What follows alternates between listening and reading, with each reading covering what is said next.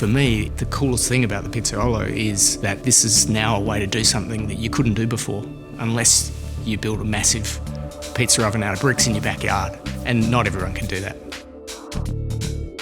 I was reading the Modernist Cuisine books when they first came out, and I noticed a couple of pages in that were based on an experience from the Fat Duck test kitchen where they'd been trying to find a way to make a wood-fired style pizza in their restaurant without building a massive kiln.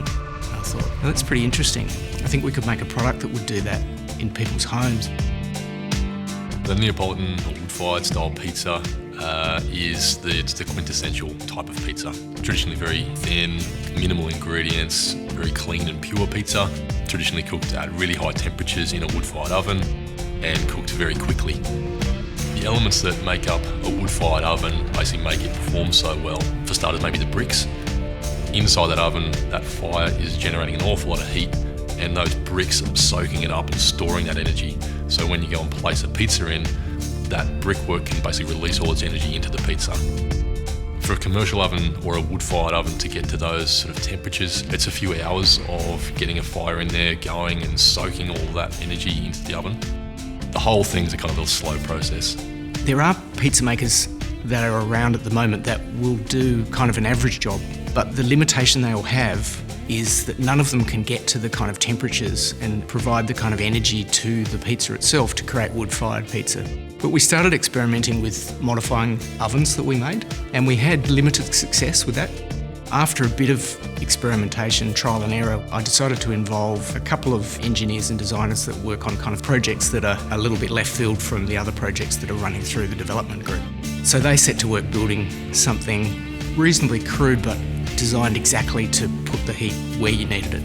And they got that prototype to the point where they could make a pizza in under 2 minutes. So that was getting pretty exciting. As we worked through our different prototypes and testing, making so many pizzas every day, we experimented with where to put the heat and where to direct it. We've employed 3 Incaloy heaters in our product. So rather than just having that go anywhere it wants to inside the cavity, we use heat shields or deflectors, and that's actually focusing that energy on specific areas of a pizza.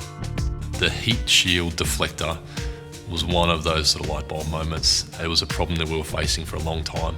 We basically weren't getting a pizza cooking fast enough or well enough using that amount of power. What that's doing is not only preventing the heat from getting to the part of the pizza you don't want to cook, but it's also making that heater more efficient in applying the heat where you do want it. So you end up with an even food result without needing to rotate your pizza during the cook cycle. The moving deck, or the moving active deck, that was basically solving an issue that, again, we created. One of the keys to the performance was by having the top elements close enough to the pizzas that you get these great leopard spots and all the sort of food characteristics you're after.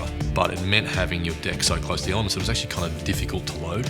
So by having a system that lowered the deck when you want it lowered and raised it up close to those elements when you want to cook was something we kind of tried to address and prototyped and developed. The Element IQ system is something I think everyone will appreciate.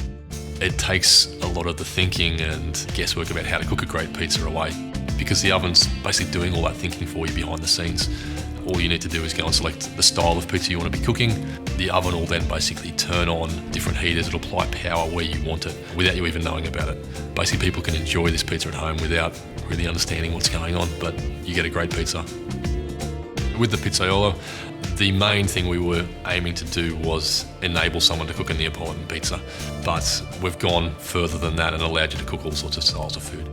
There's function on there specific for pan pizzas, New York style, which is really synonymous or iconic in the States, frozen pizzas, thin and crispy, which is your really thin bar style pizzas.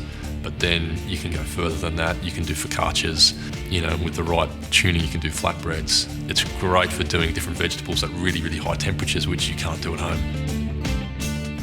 What excites me about the Pizzaiolo and the journey of it coming to life is you can do something that you couldn't do before, because that's opening up, the possibilities for how you can entertain, how you can feed your family, the kind of variety of things that you can achieve in your own kitchen. And it's great to go out to a restaurant and have a wood-fired pizza, but it's kind of cool to be able to do that at home when you're not going out, or invite friends over, so that's, you're creating that that memory at home and sharing something with people.